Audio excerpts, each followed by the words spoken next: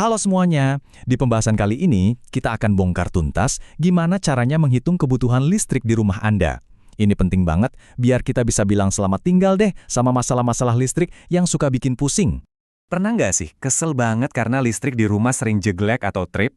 Apalagi pas lagi nyalain beberapa alat sekaligus. Atau jangan-jangan Anda kaget lihat tagihan listrik yang tiba-tiba membengkak? Nah, sering banget. Biang keroknya itu cuma satu. Daya listrik yang terpasang di rumah kita itu nggak cocok alias kurang gede buat semua kebutuhan kita. Dan ini jangan dianggap remeh loh, kalau salah perencanaan resikonya serius. Mulai dari listrik yang sering padam karena overload, bikin peralatan elektronik kita jadi cepat rusak, sampai yang paling bahaya bisa memicu korsleting dan kebakaran. Ujung-ujungnya, tagihan kita juga jadi nggak efisien, sayang kan? Oke, biar jelas, ini dia peta perjalanan kita hari ini.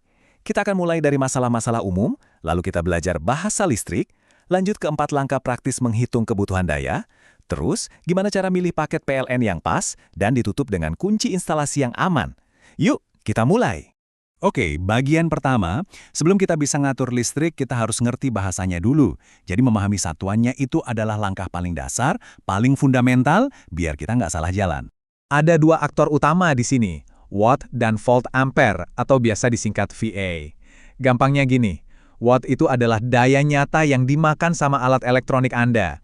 Misalnya AC itu dayanya 900 watt. Sementara VA ini ibarat jatah kapasitas total yang dikasih PLN ke rumah Anda.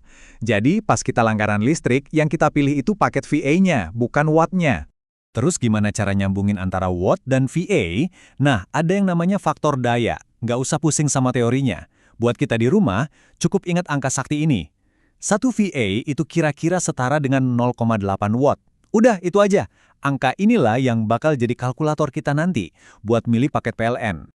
Oke, sekarang kita masuk ke menu utamanya. Saya akan pandu Anda lewat 4 langkah super gampang buat ngitung berapa sih daya yang benar-benar kita butuhin di rumah.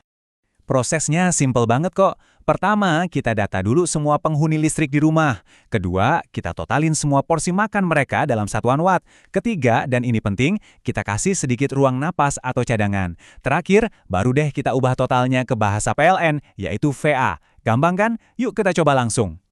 Oke, lihat tabel ini. Anggap aja ini rumah standar ya. Ada AC, kulkas, mesin cuci, TV, dan teman-temannya. Nah, kita catat daya masing-masing alat. Biasanya ada kok stikernya di badan alatnya, lalu kita hitung totalnya. Nah, setelah dijumlahin semua dari tabel tadi, ketemulah angka 2250 watt. Ini adalah kebutuhan daya puncak kita. Artinya, ini daya yang kepake kalau misalnya semua alat itu nyala barengan. Tapi jangan berhenti di sini. Kita butuh yang namanya margin keamanan. Kenapa? Penting banget nih. Soalnya, alat kayak AC atau kulkas itu pas pertama nyala, dia narik listrik lebih gede sesaat. Biar nggak langsung jeglek, kita kasih cadangan, anggap aja 20%.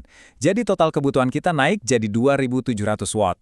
Dan ini dia angka ajaibnya.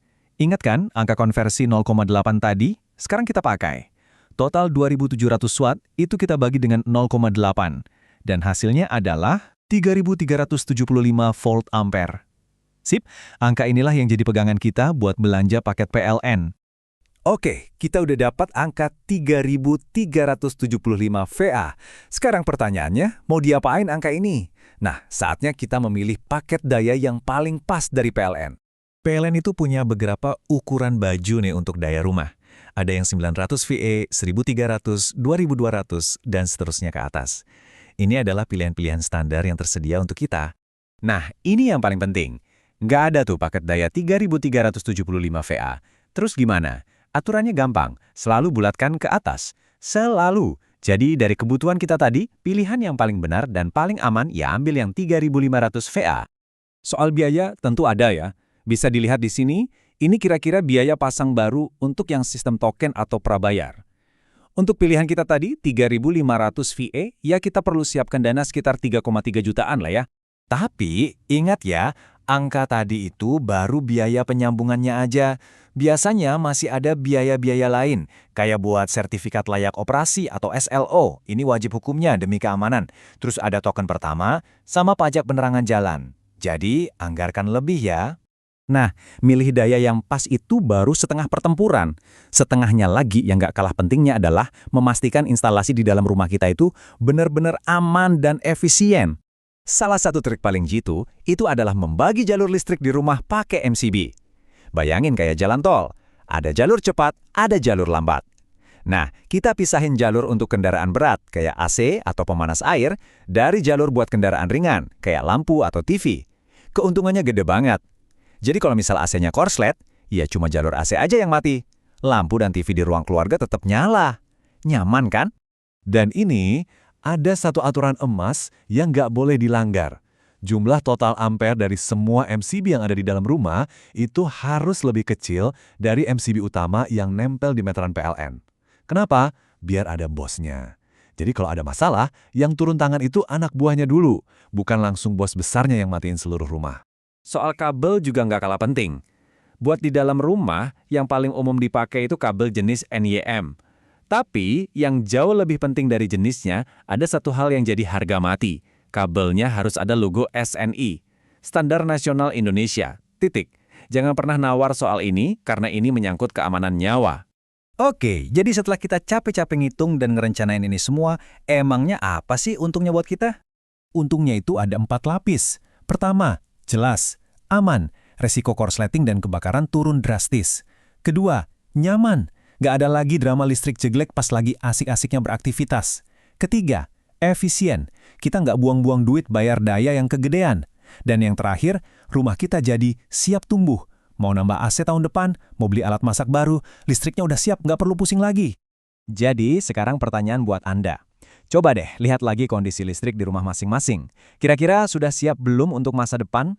Udah benar-benar aman dan nyaman belum? Coba direnungkan.